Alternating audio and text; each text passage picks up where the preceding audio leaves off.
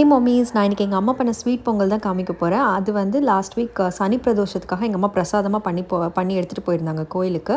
So ஒரு அதிகமான குவான்டிட்டியில் தான் பண்ணாங்க. அந்த ஆழாக்கு இல்லை படி சொல்லுவாங்கள்ல, அதில் வந்து 4 படி வந்து அரிசி அண்ட் 1 படி பாசிப்பருப்பு, பச்சரிசி எடுத்துக்கணும். ஸோ எல்லாத்தையும் வாஷ் பண்ணி 30 மினிட்ஸ் ஊற வச்சுட்டு குக்கரில் தான் பண்ணியிருந்தாங்க. ஸோ அது குக்கரில் போடுறப்போ ஒரு ஆழாக்குக்கு 2 கிளாஸ் வந்து தண்ணி.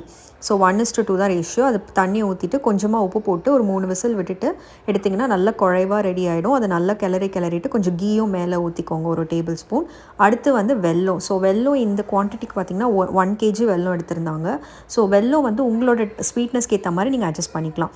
பட் பாகு எடுத்து அதை வந்து வடிகட்டி நீங்கள் அதில் ஆட் பண்ணிக்கோங்க. அப்படியே சில பேர் வந்து வெல்லம் போடுவாங்கள்ல, அதெல்லாம் போடாமல் இருக்கிறது நல்லது. ஏன்னா சம்டைம்ஸ் அதில் மண் அதெல்லாம் இருக்கும்.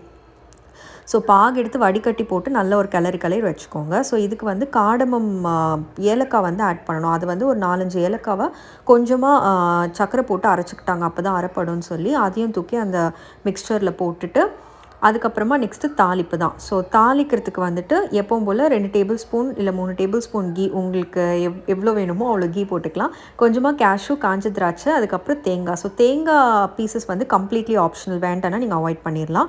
எல்லாமே வந்து நல்லா ப்ரௌன் ஆகணும். அதாவது அந்த காஞ்ச திராட்சை நல்லா பொரியணும், தேங்காவும் முந்திரியும் ப்ரௌன் ஆகணும். ஸோ ஆனப்புறமா அதை தூக்கி அந்த மிக்சரில் கொட்டிடுங்க.